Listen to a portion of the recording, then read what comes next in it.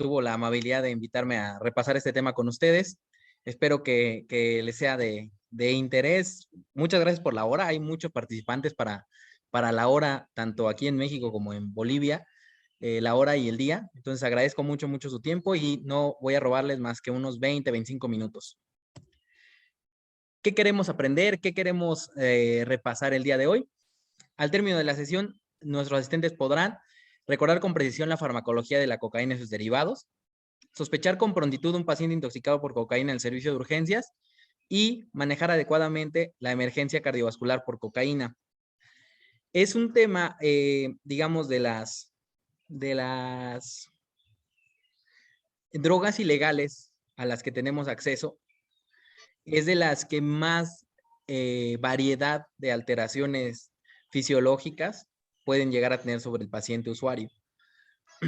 A diferencia, por ejemplo, de heroína, a diferencia, por ejemplo, de algunas metanfetaminas, de la marihuana, la cocaína tiene daño a muchos niveles y eso es lo que hace como tener ciertas particularidades y por eso vamos a repasar el tema con ustedes. Un poco de biología acerca de la hoja de coca. La planta se llama Erythrocyllium coca. Es un arbusto de 1.5 a 3 metros de alto que favorece su cultivo, clima tropical y subtropical. La encontramos endémica de América del Sur, México, Indonesia, y la literatura maneja como Indias Occidentales. Ya no es un término moderno, es un término relativamente antiguo. Hace relación a la que era Bahamas, Antillas, etcétera, las islas del Caribe. La recolección de hojas da de 3 a 4 veces por año y la hoja de coca tiene de 0.5 a 1.5% de alcaloide, que es el que ejerce los daños tanto adictivos como el daño fisiológico que vamos a ver a continuación. Antes de pensar, como nos acostumbraba uno de nuestros compañeros de la residencia, el doctor Barrios se acordará muy bien, de mi amigo el doctor Aguilar, un poco de historia. Las antiguas civilizaciones, hay datos de hacia 2500 antes de Cristo, uso religioso y ceremonial de la coca. Se han llegado a encontrar, y eso ustedes lo han de tener mucho más presente en la historia de sus respectivos países, residuos de hojas de coca en mejillas de momias peruanas. Mezclaban también hojas de coca con saliva como anestésico local. Siempre las culturas madres del continente americano tuvieron ese tipo de avances sobre la botánica y el uso medicinal de muchos compuestos botánicos.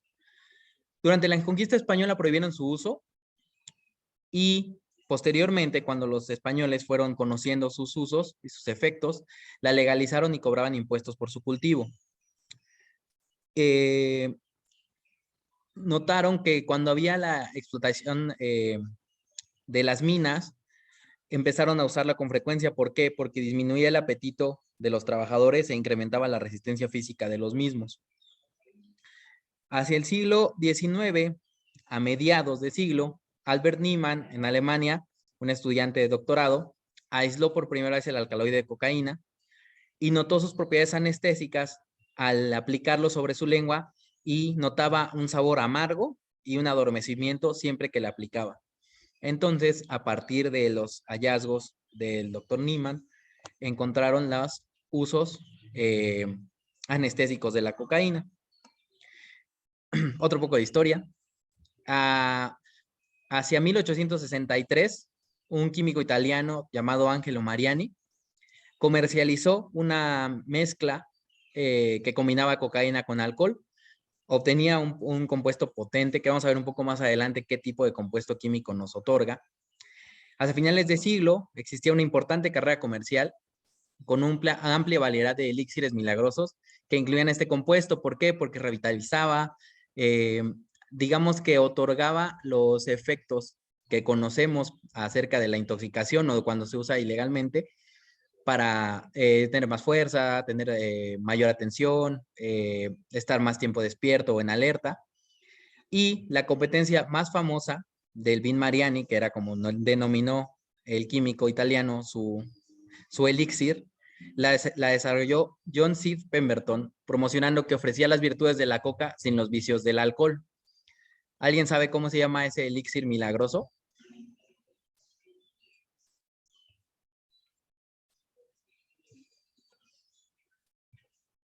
que todavía hasta nuestros días podemos usarlo. ¿Alguien se acuerda? Están dormidos. El elixir de Pemberton lo podemos comprar el día de hoy a cambio de unas monedas en cualquier aeropuerto, ya sin las propiedades adictivas de la cocaína. Originalmente, la bebida obtenía su contenido estimulante de las hojas de coca importadas de América del Sur y saborizada con nueces de cola que también proveían cafeína a la bebida. En algún momento, durante las recetas iniciales de elaboración de Coca-Cola, exactamente los que contestaron, muchas gracias, ya lo acabo de ver en el chat, Coca-Cola, efectivamente, contenía hasta 9 miligramos de cocaína por vaso, pero en 1903 se retiró del mismo, de la cocaína del elixir. Al día de hoy, aún se usan en su receta un extracto de hojas de coca no narcóticas, así se les conoce, coca no narcótica, que se prepara en Nueva Jersey. Importan hojas de coca de manera legal a Estados Unidos para crear el jarabe original sin que tenga las características adictivas que tenía la Coca-Cola original, el elixir de John Seed Pemberton.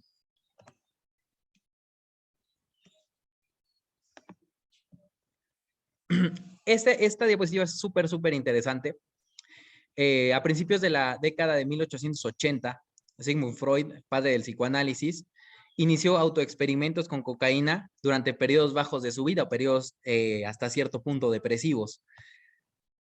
Inesperadamente o sin darse cuenta, Sigmund Freud promovió la comercialización de la cocaína para el mundo occidental. Este siguiente enunciado así lo describía: él tomó muy pequeñas dosis regularmente para mejorar la depresión e indigestión con el éxito más brillante.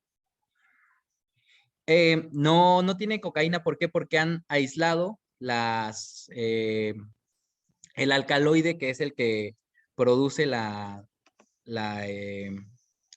los efectos adictivos de la misma, y ya no se le aplican, se aplican algunos otros efectos, algunos otros componentes no adictivos a la Coca-Cola. En pequeñas cantidades, no realmente, digo, tiene alcaloides, pero no tiene alcaloides de manera adictiva. Sí tiene ciertos componentes de hoja de coca, pero no tiene alcaloides de los que generan la adicción. Que como veíamos en las primeras diapositivas, cada hoja tiene apenas de 0.5 a 1.5% de ese alcaloide. Perdón, pero es que luego las preguntas no me aparecen. Voy a irlas contestando conforme pueda irlas revisando en el chat.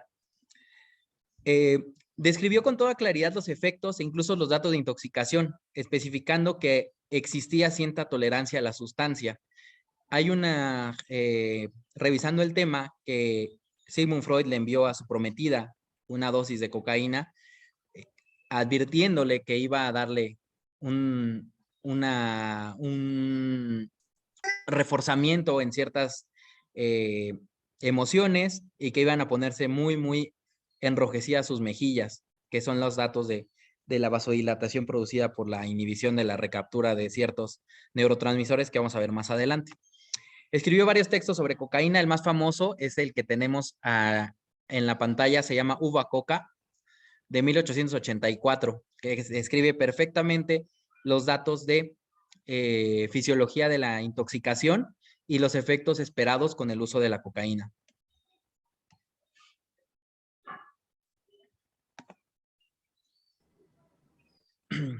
Vamos a hablar un poco de la farmacología.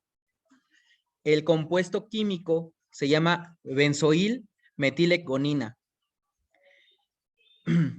Es un anestésico local en la forma de clorhidrato, un anestésico tipo éster. Si recordamos un poco la farmacología, hay dos tipos de anestésicos locales, tipo éster, tipo amida.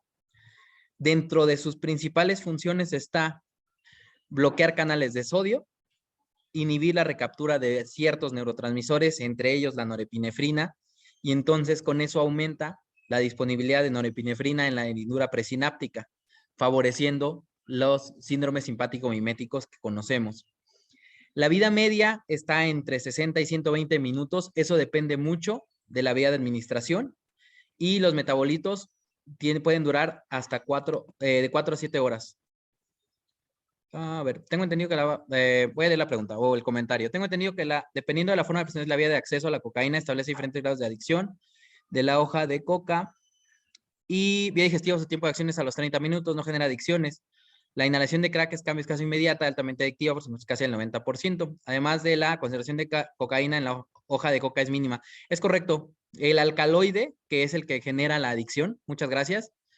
El alcaloide, que es el que genera la adicción, viene en muy pequeñas cantidades y hay hojas que se pretratan para disminuir todavía más ese porcentaje de alcaloide, para disminuir los efectos adictivos de la cocaína. Muchas gracias por la aportación. Hay dos formas básicas de abuso como sustancia, que es el clorhidrato de cocaína y la pasta base o crack, que ya comentaba la doctora en el comentario que nos hizo llegar vía chat. Siguiendo con la farmacología, del lado izquierdo de la pantalla está el clorhidrato de cocaína y la cocaína base crack está del lado derecho. Ambos comparten metabolismo hepático. Los metabolitos activos son la econina metiléster y la benzoilegonina. La egonina o norcocaína son metabolitos activos que pueden tener una mayor vida media y la eliminación es renal acelerada en un pH urinario ácido. Particularidades de cada tipo de sustancia. El clorhidrato de cocaína es hidrosoluble y es sensible a la pirólisis. ¿Qué quiere decir? Que no es apto para ser fumado. Entonces, las vías de administración son oral, intranasal e intravenosa. Se puede diluir por esa propiedad hidrosoluble de manera muy sencilla y puede administrarse de vía intravenosa. La cocaína base crack, que se prepara, se desnaturaliza de cierta manera para volverlo a cristalizar. El crack hace referencia al sonido que hace al calentarse para fumar. Es resistente a la pirólisis y se fuma en pipas de cristal. No es la mejor vía, pero efectivamente, como tiene completamente razón la doctora que nos hizo llegar el comentario, es que no pude ver el nombre, perdón. La doctora Judith. El efecto es muy rápido. Entre 8 y 10 segundos de la inhalación pueden ya empezar a tener efectos del usuario. Entonces, esa es una de las consecuencias que vamos a ver más adelante ya en la cuestión clínica de la cocaína.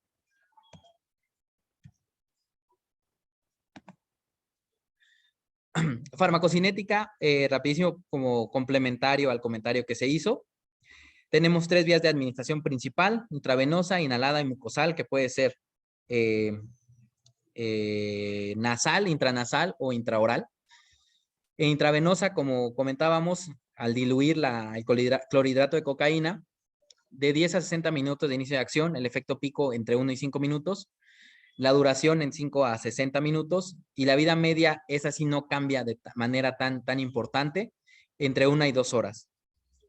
La inhalada tiene un inicio de acción, como comentaba la doctora muy acertadamente, prácticamente inmediato. Dependiendo la bibliografía que consultemos, podemos encontrar que puede ser desde 3, 5, 10 segundos. Es un efecto muy rápido. El efecto pico lo tiene hasta los 3 minutos y la duración es muy corta.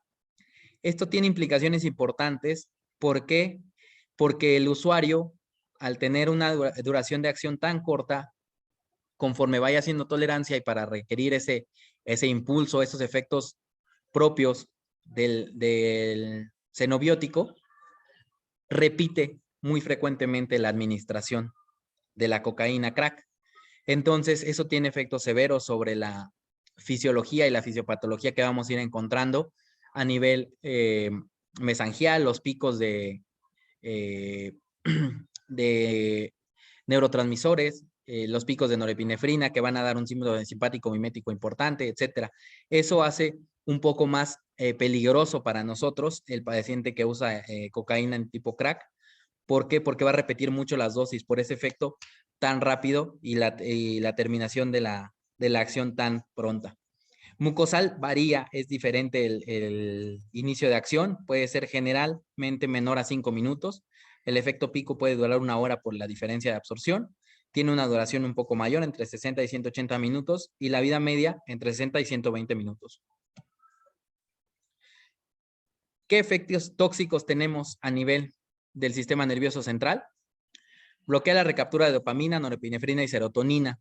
Como platicábamos hace un par de diapositivas, aumenta la disponibilidad de estos neurotransmisores en la hendidura sináptica. La actividad en el transporte de dopamina se cree es la más importante de los efectos reforzadores del uso de cocaína. Entonces, ese es uno de las condicionantes fisiopatológicas que generan la adicción y pueden afectar también la regulación a nivel del hipotálamo. Por eso, la intoxicación por cocaína tiene ciertas particularidades en lugares de climas ligeramente más templados que en lugares muy fríos. Efectos conductuales subjetivos. Vamos a encontrar desde los efectos ligeros hasta los efectos severos, que son, digamos que una continuación de los mismos, entre los cuales está el boost de energía, el aumento de energía. Pueden llegar a tener una energía extrema, o incluso cuando se agota el uso de esos neurotransmisores pueden llegar a tener un síndrome de agotamiento, washout se llama en inglés, alteraciones del sueño hasta insomnio total, cambios de ánimo, euforia, disforia, y pueden llegar a tener irritabilidad, hostilidad, ansiedad, que ya son efectos sumamente severos de la misma, excitabilidad motora, hasta que el efecto pueda ser estereotipa motora, movimientos continuos, coordinados, verborrea con discurso incoherente en el más severo, aumento de la libido, cuando llegan a un síndrome washout del desinterés sexual, enojo, agresión verbal, probable violencia extrema, la anorexia moderada, que es una de las situaciones donde pudiéramos también todavía encontrar el uso de este tipo de compuestos de manera, no digamos legal, al menos en México. Desconozco cómo lo tengan por allá en Bolivia, pero aquí hay algunos, pues le llamamos productos milagro para el descenso de peso corporal, que pueden llegar a tener ciertas trazas de cocaína o también anfetaminas por la anorexia que llegan a producir a costo de que se pueden generar cierto grado de adicción. Aumento de autoestima, que era una de las situaciones que hablaba Sigmund Freud en sus estudios iniciales, hasta el delirio de grandeza. Voy a revisar si hay preguntas. En el chat no hay. Efectos cardiovasculares, que digamos, nosotros en el servicio de urgencias tenemos que tener tanto la parte como de un paciente en delirio con afectación del estado neurológico, como alteración cardiovascular. Cualquiera de las dos pueden llegar a ser motivo de atención en un servicio de urgencias para nosotros. Como platicábamos, al inhibir la recaptura de aminas endógenas, posee un poderoso efecto simpático mimético. Como bloqueador de canales de sodio, que platicábamos en la diapositiva de farmacología, pudiera clasificarse como un antiarrítmico clase 1 en la clasificación de Bonnie-Williams. Presenta respuesta vasoconstrictora por niveles elevados de endotelina 1, alteración en la vasodilatación por acetilcolina y bloqueo de la óxido nítrico sintasa. Todo eso nos va a dar picos hipertensivos importantes, que son de las principales alteraciones que vamos a encontrar en el paciente que acude con nosotros a urgencias. En cuanto a la hipertensión, encontramos que hay mucha evidencia del que el uso crónico de cocaína provocaría hipertensión crónica, entre la cual encontramos daño endotelial y aumento de la fibrosis vascular, me faltó ahí una S, vascular, hipertrofia cardíaca y fibrosis mesangial renal. Sin embargo, hay un par de estudios desarrollados en Estados Unidos que solo el 20% de pacientes usuarios habituales en ese par de cortes desarrollaron hipertensión crónica, a pesar de los daños fisiopatológicos que tiene sobre el tejido endotelial. En cambio, las crisis hipertensivas o la hipertensión aguda sí puede ser un motivo de atención frecuente en el área de urgencias con potenciales daños importantes. Una de las probables presentaciones de la emergencia hipertensiva asociada al uso de cocaína es la disección aórtica. En otro par de estudios monocéntricos en Estados Unidos se encontraron prevalencias de 37% y casi 10% de usuarios de cocaína en síndromes aórticos agudos con disección aórtica. La mayoría fueron jóvenes y afroamericanos, lo cual hace sospechar que los cambios fisiopatológicos de la cocaína sobre la pared vascular sí tienen una relación importante con la disección aórtica, entre los cuales encontramos la apoptosis de músculo liso vascular, necrosis quística de la capa medial, ocasionando debilitamiento de la pared vascular. rigidez aórtica, aumento de dimensiones en la aorta torácica, y esos pudieran condicionar a una mayor incidencia de disección aórtica en este tipo de pacientes usuarios. Y aquí viene un poco de lo que estuvimos platicando durante la farmacología. El uso del crack por su efecto rápido, vida media corta, produce cambios hemodinámicos abruptos. Entonces, si se usan múltiples dosis en pequeños periodos de tiempo, tenemos ese tipo de estrés hemodinámico abrupto sobre nuestras paredes vasculares y entonces llevan a un daño repetido e incluso intenso de nuestras paredes vasculares. Pueden propiciar que existan síndromes aórticos agudos. La isquemia miocárdica, que es el que conocemos prototípicamente como la emergencia cardiovascular por cocaína, que tenemos condicionantes de esa isquemia miocárdica, aumento del cronotropismo e inotropismo por el aumento que existe de neurotransmisores, la inhibición de la recaptura de norepinefrina principalmente. Este es cronotropismo e inotropismo aumentado, aumentan la demanda miocárdica de oxígeno, asociado a una vasoconstricción coronaria y un estado protrombótico generado por el uso continuo de cocaína. ¿Cómo vamos a abordar nosotros al paciente con dolor torácico en urgencias? Con todos los efectos ya comentados, podemos inferir que el dolor torácico será una presentación habitual del paciente usuario de cocaína en el servicio de urgencias. Hay literatura que nos comenta que hay un aumento del riesgo de infarto 24 veces durante la primera hora de consumo, que es cuando se ven los efectos hemodinámicos más severos. Las guías AHA recomiendan vigilancia por 12 horas del dolor torácico relacionado a cocaína con seguimiento eléctrico y bioquímico de ese dolor en caso de que tuviera un riesgo alto de presentarse un infarto.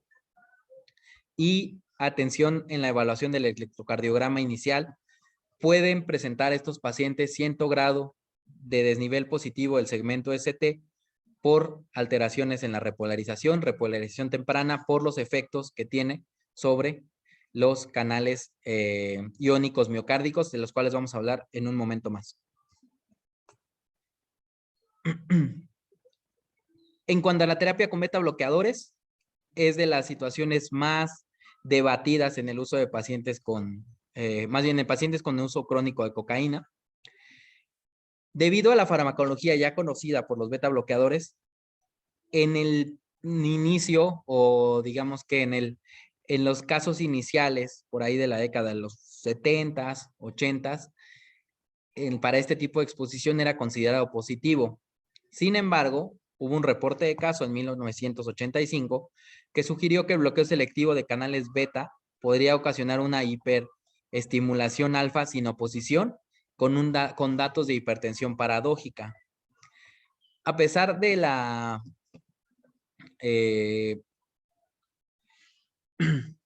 lógica teórica que tendría este enunciado, la medicina basada en evidencias no ha logrado encontrar que exista una contraindicación franca para el uso de beta bloqueadores en el paciente con exposición a cocaína.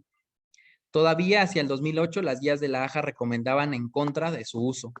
Sin embargo, las guías del 2012 ya lo pueden manejar dejando al juicio clínico de cada médico tratante el uso de los beta bloqueadores.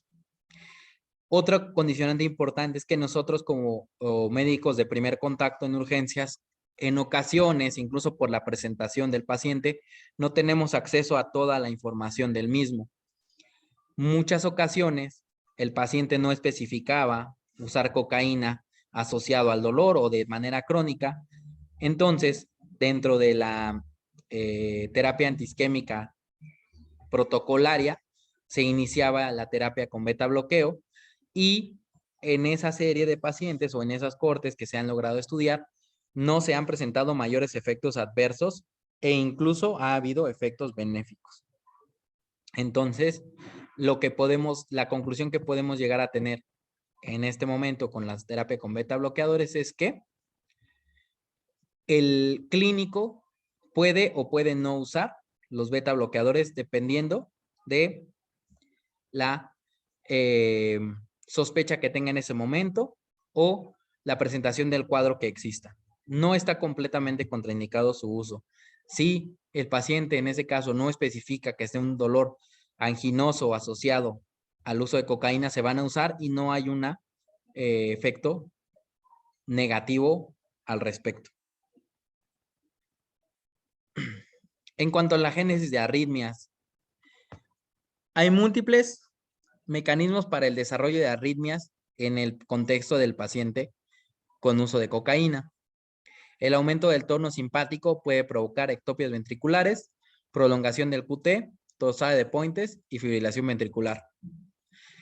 Como comentaba hace un par de diapositivas, es un potente inhibidor de canales miocárdicos de sodio, potasio y calcio, lo cual condiciona lentitud en la conducción e incluso inexcitabilidad del tejido miocárdico.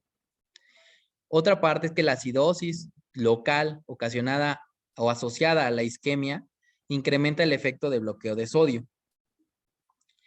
Y el uso conjunto con alcohol produce un metabolito que se llama cucaetileno, el cual incrementa el bloqueo de canales de potasio y prolongación del QT. Las dosis altas de cocaína tienen un efecto de doble para la generación de arritmias. Prolongan el QT por la inhibición de canales de potasio y de calcio y simultáneamente presentan bradicardia por bloqueo de canales de sodio. Este efecto simultáneo produce una condición predisponente a torsada de Pointes y entonces tenemos que tener mucho cuidado en la vigilancia de los pacientes que estén desarrollando arritmias asociadas a el uso de cocaína. Ay, perdón, me fui hasta el final. Esta es la última diapositiva, creo que voy bien en tiempo. Todavía no me han cortado la luz.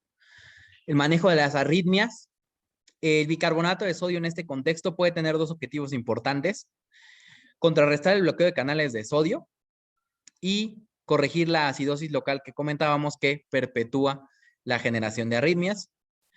Y el aumento del tono simpático, como ese sí es una parte de la que sí digamos que nos es enseñado durante la residencia de urgencias. Ese tono simpático se prefiere manejar con benzodiazepinas, la que tengamos disponible. Puede ser desde lorazepam, midazolam, diazepam, dependiendo del medio, mientras sean benzodiazepinas, el tono simpático va a irse regulando. Y la mayor parte de pacientes no requerirá un mayor manejo antiarrítmico con fármacos propiamente antiarrítmicos. Solamente recomienda evitar el uso de fármacos clase 1A y 1C por tener un mecanismo de acción similar a la génesis de arritmias que vimos en la diapositiva anterior. Entonces, el manejo de las arritmias podemos simplificarlo hacia el uso de bicarbonato en el paciente que sospechemos bloqueo importante de canales de sodio y mejorar la acidosis a nivel local por la isquemia. Y la otra parte es disminuir el tono simpático mediante el uso de benzodiazepinas a dosis estándar que conocemos. Ojo que en los pacientes que tienen una toxicomanía muy severa, la tolerancia a ciertas sustancias puede ser alta. Ese lo vemos en nosotros en el hospital de la Secretaría de Salud, donde colaboramos, que es muy difícil el sedar a veces pacientes por el tipo de tolerancia que tienen a las benzodiazepinas principalmente. Entonces pueden requerir dosis importantes para lograr el efecto farmacológico que ustedes requieren. Ustedes van a requerir que disminuya el tono simpático y van a ir midiendo si disminuye frecuencia cardíaca, si disminuye hipertensión, si disminuye la temperatura corporal incluso, si disminuye la agitación que presenta el paciente. Esos van a ser los datos de la agitación generada por el toxíndrome simpático mimético que presenta el paciente. Entonces, cada que nosotros querramos evaluar la efectividad de nuestro tratamiento con benzodiazepinas, vamos a ir buscando el control de ese síndrome simpático mimético. Y esta